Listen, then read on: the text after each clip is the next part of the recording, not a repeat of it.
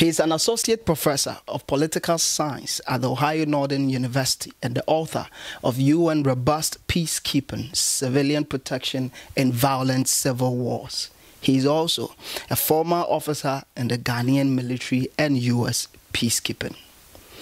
He has always been the grassroots of a Democrat in the United States of America, and currently he is running for the Ohio House of Representatives, District 25.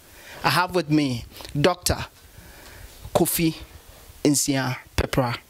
Doctor, welcome. Thank you, Frank. Doctor, straight ahead, you left Ghana in 2008 after your service in Ghana's military and peace council agenda and peacekeeping agenda. You've been to several African countries securing peace, and I remember in 2008, you did a presentation at Kofi Annan Peacekeeping Center. I remember I was part of that particular gathering. And looking at it all these years, why have you decided to do politics, not in Ghana, but in America, precisely, Ohio, and being a Democrat? Thank you very much.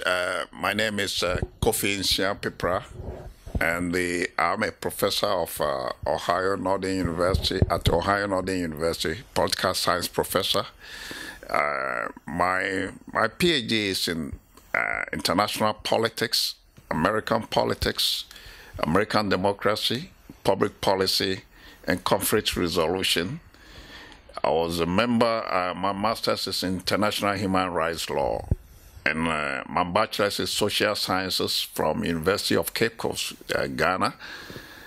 I was I'm a veteran of the Ghana Armed Forces, particularly Air Force, a flight lieutenant, and I was served with the United Nations as a peacekeeper in the Rwandese genocide and also in Sierra Leone war. And I'm a candidate for Ohio District 25. I'm a Democrat, and I'm contesting with others to give opportunities to the next generation, our children, the same opportunities that I was afforded. The simple fact is that I was born into a very, very poor family. I went to, and I am who I am today, simply because of the help I received from the community in Ghana, in Britain where I studied, and also in the United States. And I have dedicated my life to serve my community and humanity so that the youth and the next generation will be accorded the same kind of assistance and help that I was afforded. And that's the more reason why I'm running for this office. Now, my focus is to be a voice of the voiceless. And I will pursue social, economic, and political justice for all. My vision is that each and every one of us,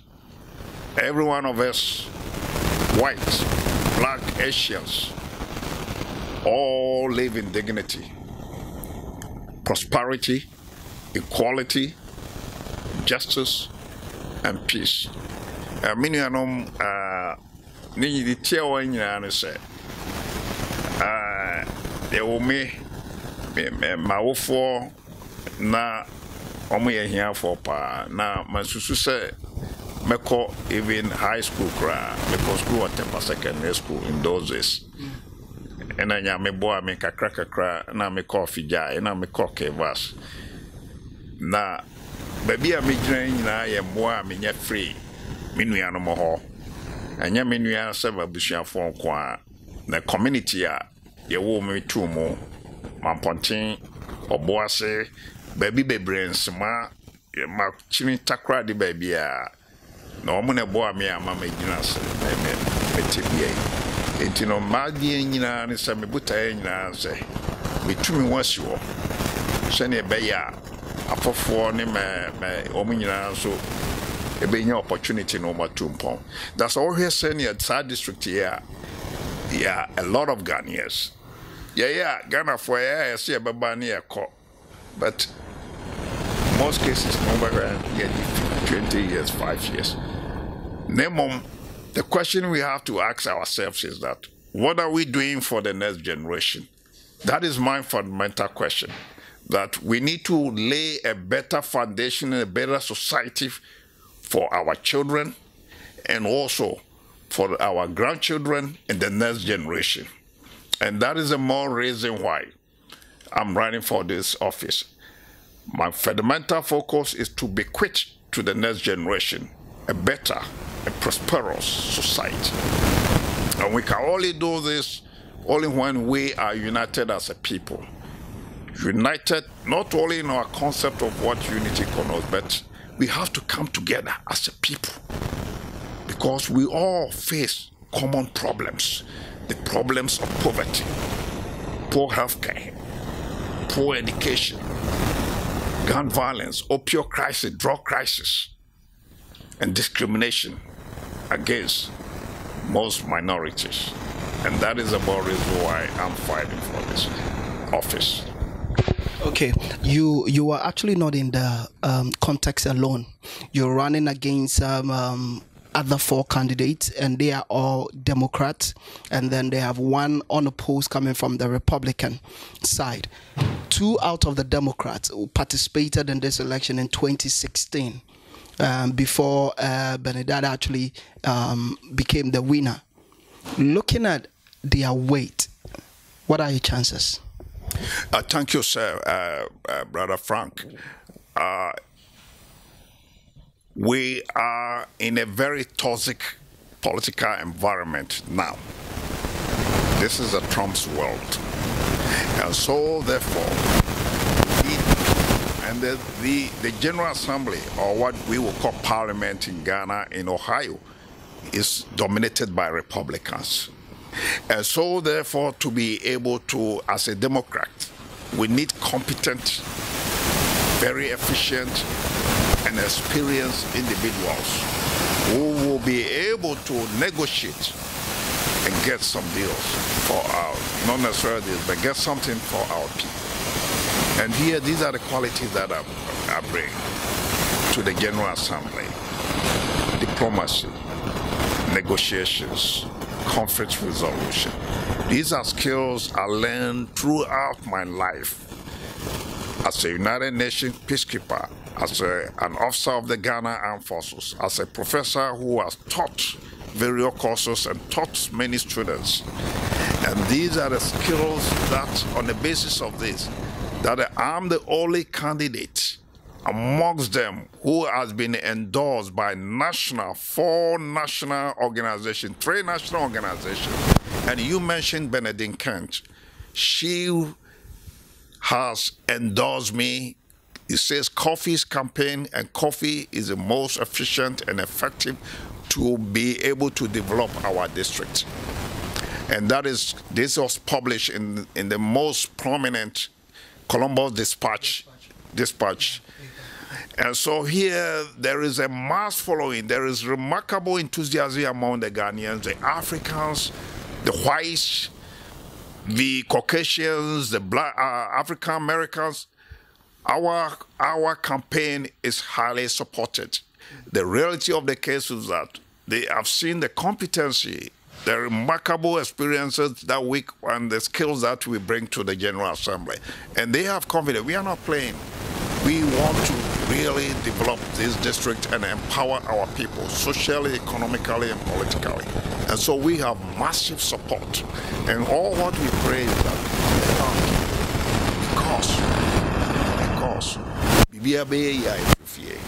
and that is the more reason why we have been to the churches, we have been to the various associations, not only Ghanaian churches, but pastors.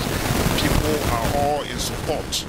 We've been to various African groups and also progressive movements. I'm the only endorsed progressive candidate. And so therefore we have real confidence that we will obviously come out victorious, and that will be our victory. That will be the laying down the foundation for prosperity. prosperity and progress for all our people. On your website, Kofi for Ohio, you did state that you are an immigrant.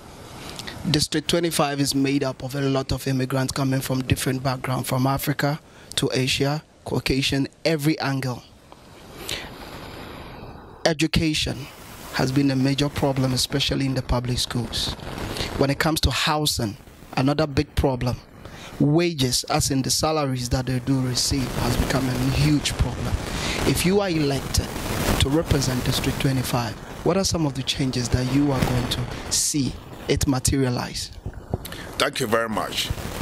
The greatness of this country is diversity. And so therefore, United States greatness is reflected in its diversity. And what I mean by this is that the United States is a country of immigrants. And that is obviously. So yes, in my district, we have a remarkable number of immigrants. And let me know, I also have the support of Asians and the Nepalese. Yeah. And so this is a true reflection of how coordinated and effective we are as a campaign. And so, like you said, one, there are numerous problems of us that we face economically. The first and foremost is that the median income, and what I mean by the median income is the average income of those of us in District 25, majority of our people, is $35,400. If you compare this to District 25, District 52, which is the rich area, their median income is $92,100. This is a remarkable disparity for obvious reasons. Now, our education in the district is rated as F. F means failure. And anytime you are rated as F, it's susceptible to state capture. We just barely escaped that. We just got rated D, which is Delta. It's horrible, it's terrible, we need to correct this. And so therefore, then housing is also, we spend a greater percentage of our people spend almost about half of their salary and their wages on housing. And so we need to correct this. So there is a remarkable disparity here. And so what am I going to do? First and foremost, in terms of economy, my fundamental focus is that first and foremost, we need to increase the minimum wage to $15. But that is not going to solve the problem. And so my first priority as a legislator is I'm going to pursue and enact what we call Economic Empowerment Act. And this Economic Empowerment Act will be able to empower our people economically so that they can have access to be able to provide the basic necessities of life for their family.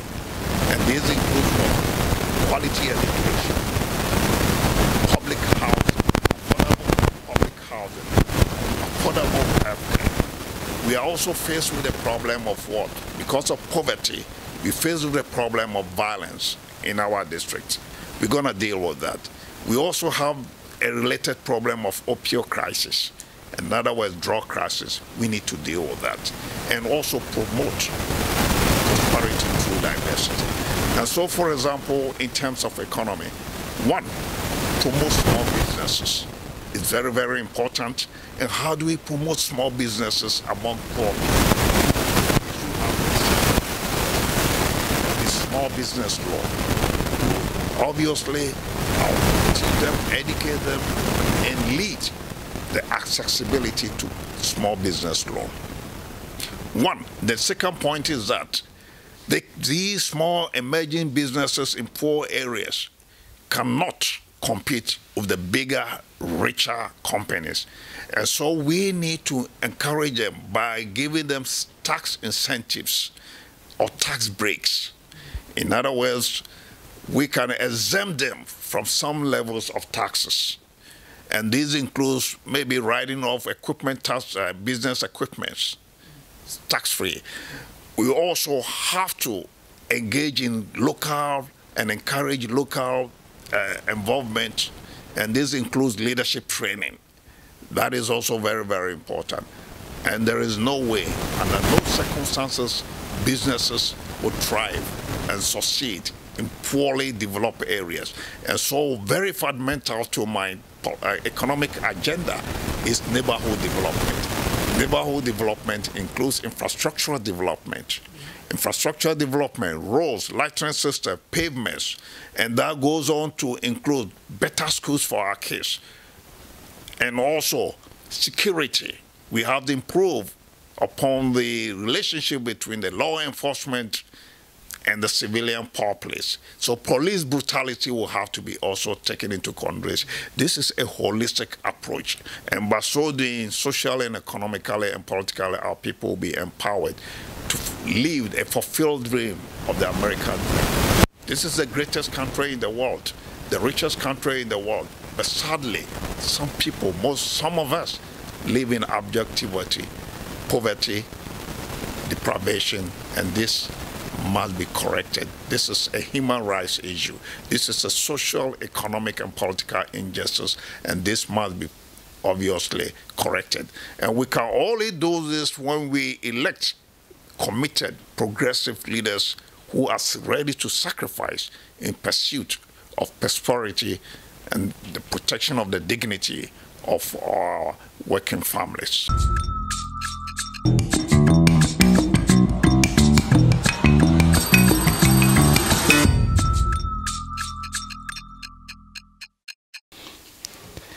You've told us what you intend to do, but the days are limited. How do you convince voters, early voters? Voting is still ongoing. The final decision is supposed to be made. How do you convince them? Thank you very much. It's as simple as that. We live in a very hectic time, the Trump's world, and we have all seen and witnessed that we need to act as a people for the sake of ourselves, our children, and the next generation. Now, it's not about me, it's about us. And that is exactly what we are running for this office. We simply are committed to social, economic, and political justice for hard-working people. It is very sad that in the greatest country in the world, the richest country in the world, some people, most of us, face poverty, poor housing, lack of access to health care, lack of quality education. We witness major problems in terms of discrimination, racism.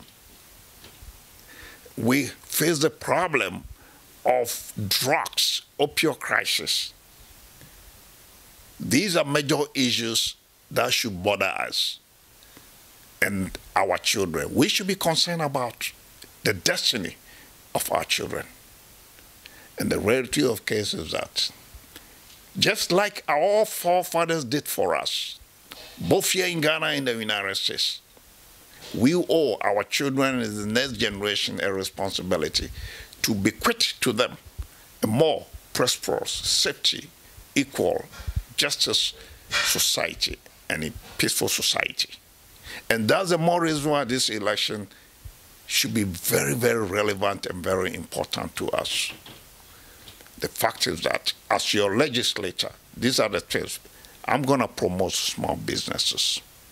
I'm going to fight for affordable health care, affordable public housing, quality education.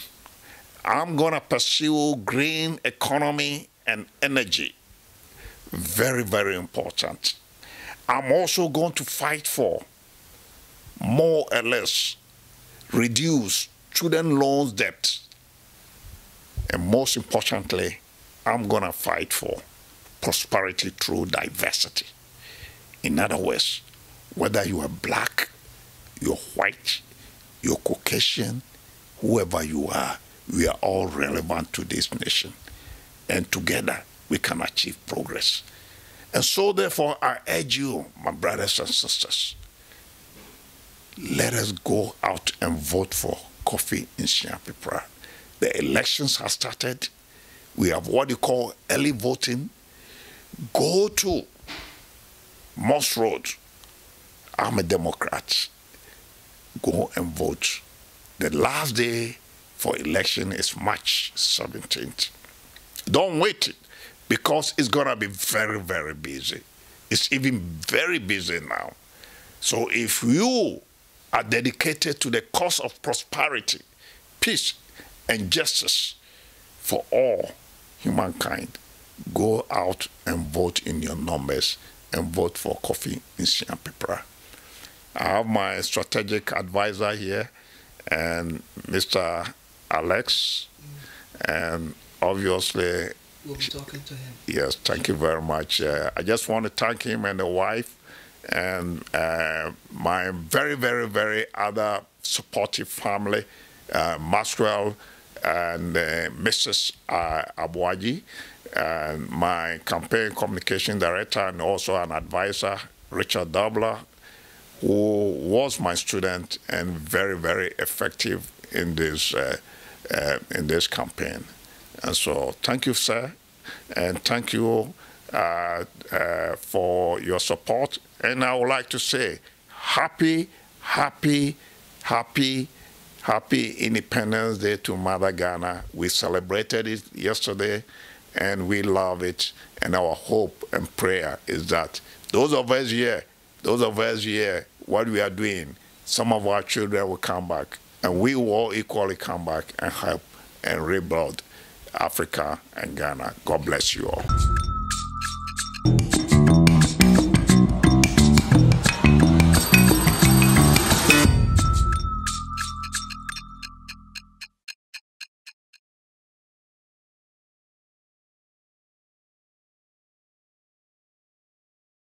So how do you want the voter to think, a reason to cast the vote for Dr. Kofi Nsia Pepra? There is a reason for everything that we do in life. We drink water because you want to satisfy your thirst. You eat because you want to satisfy your hunger. So in this case, having listened to our campaign message all this time, we want you to know and realize that the right candidate at this time is Dr. Kofi Nsia Pepra. I want you to think, our people think about ourselves. You know, the enthusiasm from the Caucasian communities, the Asian communities, the Nepalese. We have an alliance with the Nepali community, with the other African communities, where we have a friend who is Kasi, who is running for District 22. And if you are listening to me to live in District 22, vote Kasi for a representative of District 22. This has been a very great alliance. The Nepalese are campaigning for us in District 22. We are campaigning for them in District 25. Because we have Nepalese living in District 22, Ghanaians living in District 22. We have Nepalese living in District 25, Ghanaians living in District 25. So our strategy here is to reach out to all the communities, all inclusive. Why do we have to do that? Because our slogan is progress together. There is one candidate from Somalia. There are two candidates who participated in 2016. And then there is only one candidate from Republican, unopposed. Does it not scare the candidate in any way? No. If you are taking this kind of steps towards development, you don't have to entertain fear. You don't have to. So many things may scare you. One, we are not from here originally. We speak English with accent, they tell us. But we are loved by the community. Now, looking at the endorsement that we have received, this campaign has received, the only candidate that has received endorsement from 3 or 4 major organizations, and the incumbent of the District 25 that is published in Dispatch, that says it all. That's Bernardine Ken. This speaks to everyone's heart. Why is everyone endorsing this candidate? So when you are heading there to vote, just remember, someone has all the endorsement. Okay. Someone has the support of all the African countries. Nigerians, Liberians, Guineans, Sierra Leoneans, Gambians. They've been to our programs. We've had events together. They've come to our fundraising events. They've shown us remarkable support. And all that we are doing now, how do we convert all this into votes? This is how we're trying to reach out to every community, everyone who is listening to us on social media. You listen to us on YouTube. We just are pleading with you. Come with us. Join us. Let's make this a success. Let's make a history that an African child has come, is now serving our community in the State House. And this will be the beginning of the great things that are about. This is just the shadow of it. If we get him into the State House, we get him as our representative, we'll be proud of everyone. Either you voted for him or you don't vote for him, but we are urging you to vote for him. He is for all of us. He is an African descendant, someone who loves. He's a family man. He has a lot of experience, and he knows what he's going to do. He's not just here making promises. And I'm very, very optimistic about the changes he's going to make in this district. 2016, I'm asking this question because you are the strategic advisor. Yes. 2016, there was one Republican in the main competition, in the main race. And then there was one Democrat in the competition. There was an independent candidate where the Democrat, Bernardine, won by a little over 70% of the vote. About over 33,000 votes was cast, and then the next Republican was about 7,100 or so. So I'm asking, with 4 candidates coming from the same Democrat team, is that not going to split the numbers? Definitely, the votes will be split. That's all what primaries are about. You want people to come in. It's about democracy. The people will select the person they think is the most qualified to represent them. That's why primaries are about. Here, we know that the votes may be split, but we are counting on the God Almighty, who has actually made this way for us, who has brought us this far, and we thank him for what he's done for us. And we are counting on the support that we are getting from the people. You believe in the people? Because coming from Africa, for instance, you know, vote for, go and sleep. Campaign is on point. At the end of the day, even where you voted, you end up getting 0. Yes, that is part of life. You can trust people, but you cannot trust all people all of the time. Okay. We can believe in people. You cannot believe in all people all of the time. So my idea here, or my response to your question, is that it's not a matter of just believing. It's the matter of putting in all efforts. It's a matter of inviting all people, telling them that we are the people that we want you to support, and when we get there, we'll get the job done for you. We are just appealing to the District 25, everyone in the District 25, that we have what you need to get the job done. Come and vote for Dr. Kofi Nsia Pepra, and when we get there, we will all together. We're already thinking of putting a committee, a development committee in place in the district that's going to have a representative from every community, every country, or every background, where we're going to sit down and look at what do we need to get the job done. We're going to listen to people, which is part of our agenda, listening to the people. If you want to succeed with people, you listen to the people. You listen and you take your actions from there. Now, this all-inclusive approach, this a participatory approach, where you have opinion leaders, you are holding them accountable. You're going to calm them, reach out to them, bring them together in smaller groups and ask, How do we get this done? How do we get that done? There are people who have lived here for my neighbor here is lived here for the past 55 years. When these houses were built fresh, from scratch, he was one of the people that bought these houses. Okay, 55 years ago. Okay, I got in here about 7 years ago. Okay, when we meet and we are talking, you see the love that they have for the community. Then they tell me how this area was those days and how it is now, how the environment is, how people are becoming, which is not anyone's doing, but these are changes that are coming. Could we imagine, or how do we know what will be happening in the next 20 years? That's why we want now, we those who have traveled from afar, living here, we want now to make up our mind. We are not just coming, staying here 1 year, 2 years, and we are going back home. But let us rethink that we are here, we have children, we are having grandchildren, and that these children must have a better environment, economically, politically, to live in and make a better life. Absolutely. Thank you very much, Mr. Alex, and we look forward to that victory party at the end of the election.